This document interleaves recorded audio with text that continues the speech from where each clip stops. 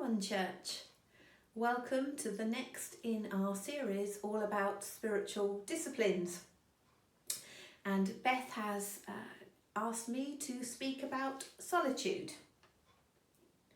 So I was thinking, what is solitude? Well, Richard Foster in his book, which is called The Celebration of Discipline, says solitude is inner fulfilment.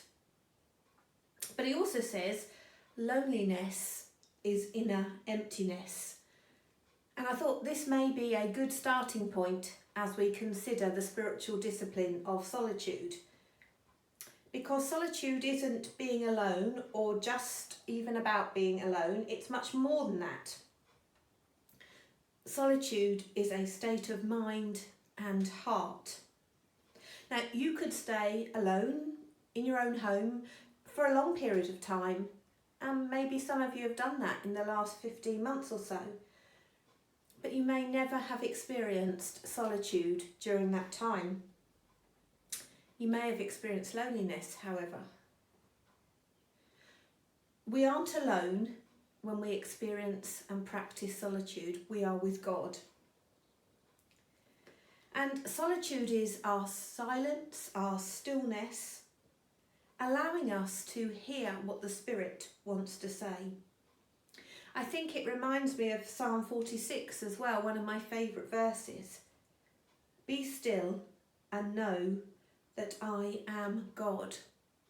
When we practice solitude, we learn even more exactly who God is.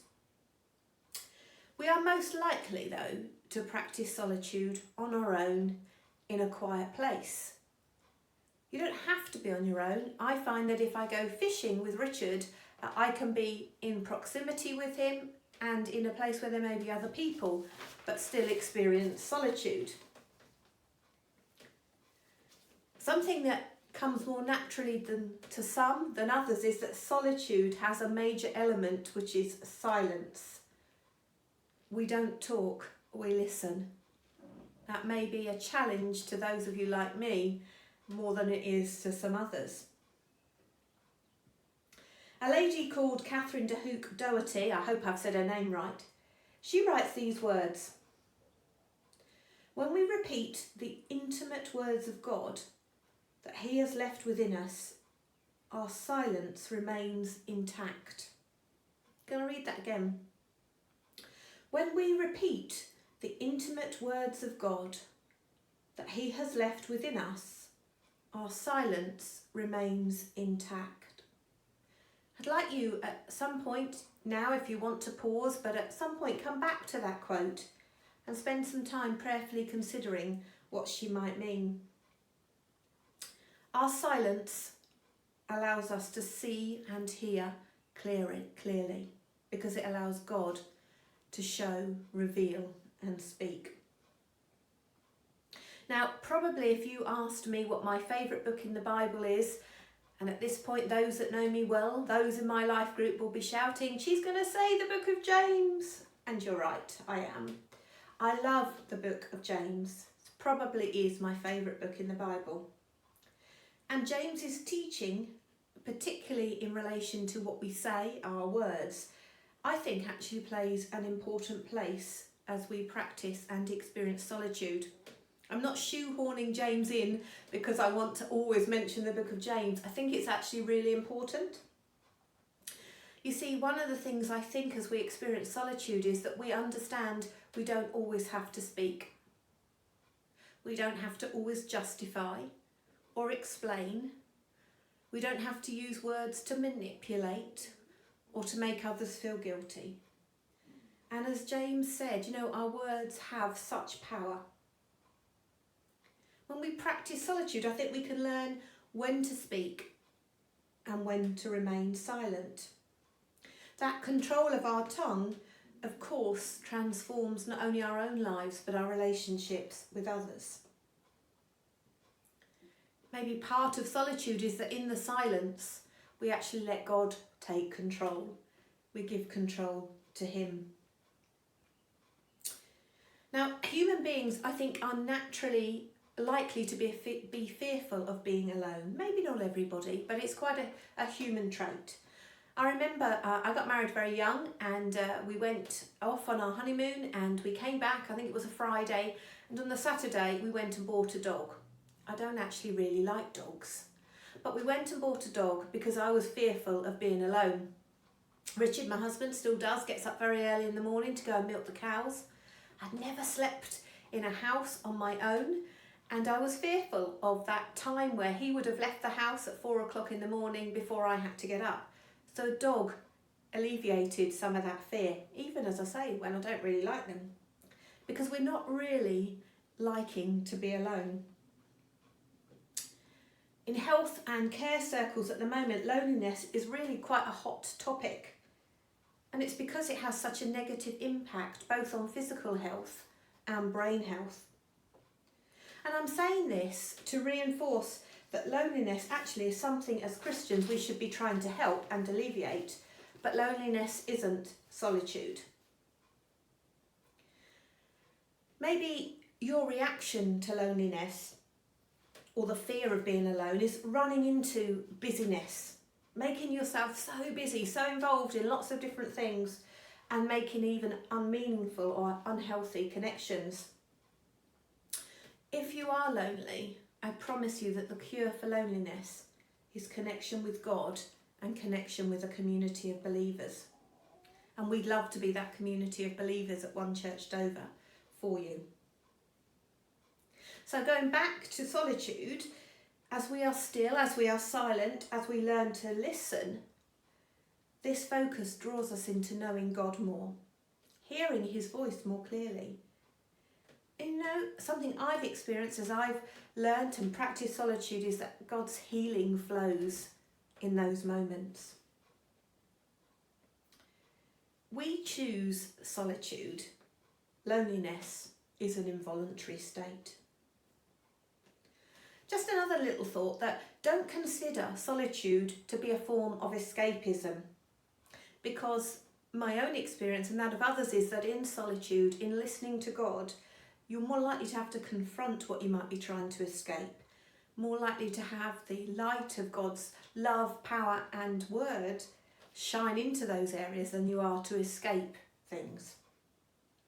So a little whistle-stop tour of thinking about what is solitude, and I've got some questions.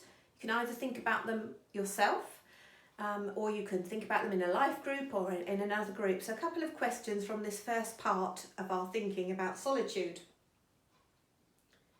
Think about the difference between loneliness and solitude, and maybe your own experience of both. Second question, can you remember a time when you had inner fulfilment? Remember, that was the definition that Richard Foster gave solitude. Can you remember a time when you had inner fulfilment because you'd stopped talking and started listening to God? 2 questions for you to consider.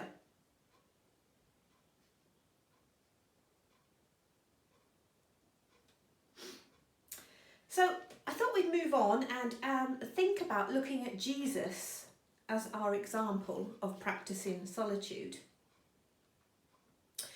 Before I do that, I thought it's a good point now to remind us that the spiritual disciplines, including solitude, are for all of us to practice. They're not for elite Christians or leaders or Christians who've been Christians for a long time. They're intended for each and every one of us. And the reason is because they move us towards a deeper relationship with God. They're a tool, if you like, in us being transformed, being more Christ-like, and they really allow God to work in our lives. One way you might like to think of them, I'm no gardener, married to a farmer. My mum loves gardening, but neither of those are for me. But I was thinking, actually, why not think of solitude and the other disciplines as having the right conditions for something to grow? You know, we know that the farmer, the gardener, doesn't make the crop, the plant grow, but they do lay the right conditions in order to give the best opportunity. So think of solitude and the other disciplines as you making sure the right conditions are there so that God's free gift of righteousness takes root, flourishes and grows. It's our part in that free gift. We receive so much from God. What we can do is to receive the best of it, more of it, by having the right conditions. Solitude will put you in a place where you can grow. So Jesus, our perfect example. I believe that Jesus always had a heart sense of solitude, of inner fulfilment. However, we do see in his life him practicing that outward manifestation of solitude, actually experiencing solitude in the way we might more traditionally understand it.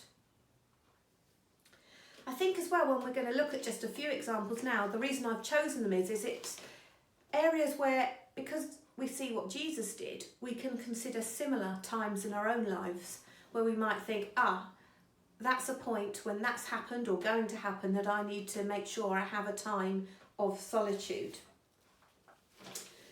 So first of all, Jesus experienced solitude before new ministry or big decisions. Important maybe if that applies to you. If you're going to move into something new in the giftings and the ministry God's given you, if you've got big decisions to make, not just decisions about faith or church or ministry, but any big decision, think about Jesus. 40 days in the wilderness before starting his earthly ministry.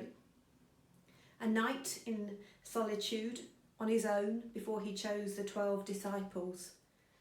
Before we make big decisions, before we start new ministries, why not put ourselves in a place where we stop talking and we hear from God?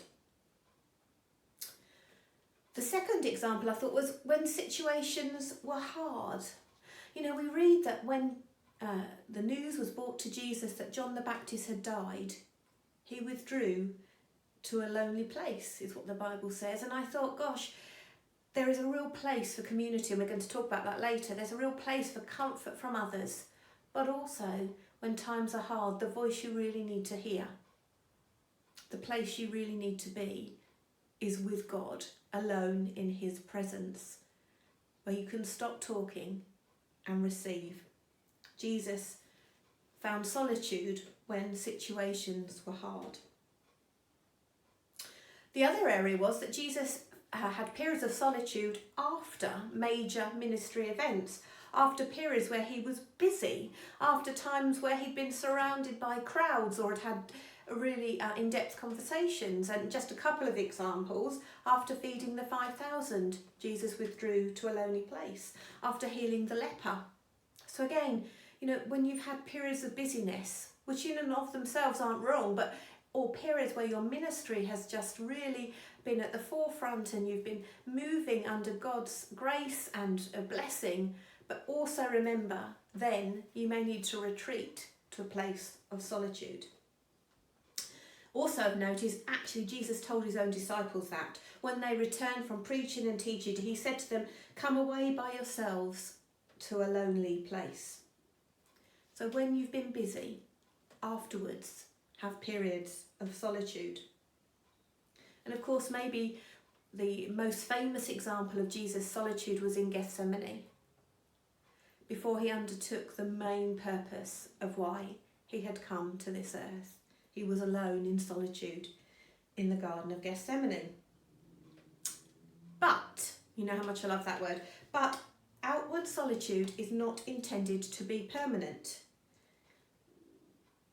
When we look at Jesus, yes, there were times of solitude, but there were so many, many times where he lived in community, when he was in relationship with others. And it's the same for us. We need both. We need periods of solitude, and also we need periods in community. Joe actually said this in a sermon a few weeks ago. We were created for relationship with God and with each other. So we need a healthy diet, one that consists of healthy community and healthy solitude. Now, your character might lean naturally more to one than the other. My husband Richard may naturally lean towards solitude. He actually quite likes being alone. He's not comfortable necessarily in a crowd. But you might remember quite a number of years ago, across the country, there was a really serious outbreak of foot and mouth disease in animals. And Richard, being a farmer, that had a potential impact on not only his animals, on him, his livelihood. And so for a lot of weeks, several months, Richard only made one journey on foot from our back door, walking across our back garden onto the farm and back again. He never went out our front door where myself and Jack and Kirsten were coming in and out, where the car was, where the car had been out on roads. He only went from our back door to the farm, nowhere else. And what he realised in that time was that actually he really needed community. Of course he was seeing me and the children, but he really realised how much he did also need sometimes of community. He missed corporate worship. He missed hearing the word of God. He knew that he needed both solitude, even healthy solitude, and community.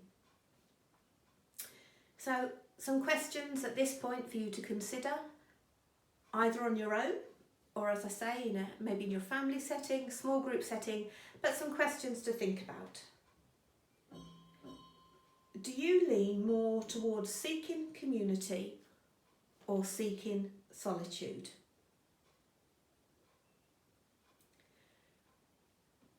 How could you ensure that you have a healthy, balanced diet of the two in your life?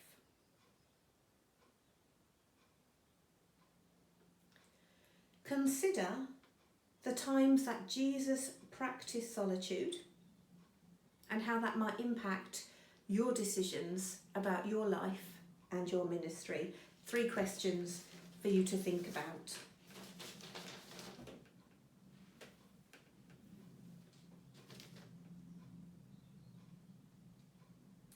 So, another few thoughts for us. Why learn about, and more importantly, why experience solitude? I think the answer's the same if you ask that question about some of the other, or in fact all of the other spiritual disciplines like fasting or self-reflection, prayer, study, simplicity or worship. Why learn about them, and more importantly, why experience them? Firstly, they are intended for our good. My mum always used to say about things, whether or not to let your children do them or as an adult, is not do they do you any harm, but do they do you any good, because we want the good things in life. You know, and the spiritual disciplines are intended to do us good. Another reason is they allow us to really embrace and receive in fullness the gift of righteousness. As well, like Psalm 42 says, it allows deep to cry out to deep. As we have a closer relationship, as we practice being with God, the deep of our spirit cries out to God. They place us before God, a good place to be. They focus us on Jesus. And they allow us to truly begin to know who God is. Little word of warning, or a couple of words of warnings at this point. Don't ever let spiritual disciplines become legalistic. They're not rigid things. They're not, I must do each once a day for the next 3 months, or I must practice solitude on a weekly basis. They're not meant to be rigid. They're not meant to be legalistic. In fact, they're just meant to be our way of life, a tool by which we can embrace our relationship with our Creator. A second warning is that Foster in his book warns that as we begin to experience particularly solitude, you're likely to start with a flush of success. That's encouraging, but it may be followed by a season of dryness, feeling alone or even lost. Lots of scholars of old describe this actually, and some even use the phrase, it's the dark night of the soul. Bit of clarification, this sense of maybe feeling alone or dry doesn't arise in the way that it does when we're dull to God's Spirit because we've been disobedient or because of sin in our life. That's not what I'm talking about. That happens, but that's not what I mean when I'm speaking here. Isaiah 50 even describes what I mean, because it says, "Who among you fears the Lord and obeys the voice of his servant. So no sin, no disobedience there. In fact, the opposite, living in community with God. So who among you fears the Lord, obeys the voice of his servant, who walks in darkness and has no light? And then goes on to say, yet trusts in the name of the Lord. I'd quite like that, yet to be but yet trusts in the name of the Lord and relies upon his God. It does seem to be a pattern that as you practice solitude, after that initial success, you may feel that you're not achieving hearing from God. And the scholars say that it's part of God removing our reliance on earthly or the flesh from us so that we end up in a deeper place with him. So if you do experience it, it's not unusual, and just continue to experience and be in a place of solitude, keeping your eyes open and your ears listening. And maybe consider Isaiah 40 too. So lastly, I'd like us to think practically about solitude. So think about, you could actually start by taking advantage of even just small moments. The moment that you wake. If you have to go for a walk with yourself, maybe with your dog, when you're driving. The moment, maybe when you come in from work, you think, I'm just going to sit. It might only be a few moments, but start to think of the times in your day, the times in your week and your month where you could take advantage of just small moments to start to practice solitude. Think about a place that you could consistently use. Some of you that will definitely be inside and some of you definitely outside. But think about a place that you might find where you can practice solitude. Build up. Anything that's a discipline, you need to build it up. So for me, when I was completing a course with church, a ministry course, I chose solitude as a spiritual discipline that I would commit over the year or so to practicing and developing more. And I had to build it up. I'm a talker. I quite like community. So I had to build up understanding what solitude looked like. And I loved, in the end, the 2 days where I took myself away and stayed in a hotel on the seafront on my own, and it was just me and God. I don't think I could have done that right at the beginning.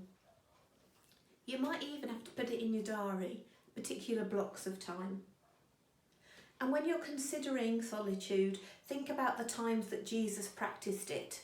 That's when you need to consider it too. So, if you long for a deeper relationship with God, if you long to know him more, if you long to have him involved in every part of your life, practicing and experiencing solitude is a great place to start. So I want to leave you with just 2 questions, the 2 final questions. So the first one is, how can you schedule and then build up times of solitude? Think practically, how can you do this? And what place or places would be conducive to you being able to be in solitude, not alone, with that inner fulfilment as you sit in the presence of God? God bless you. See you soon.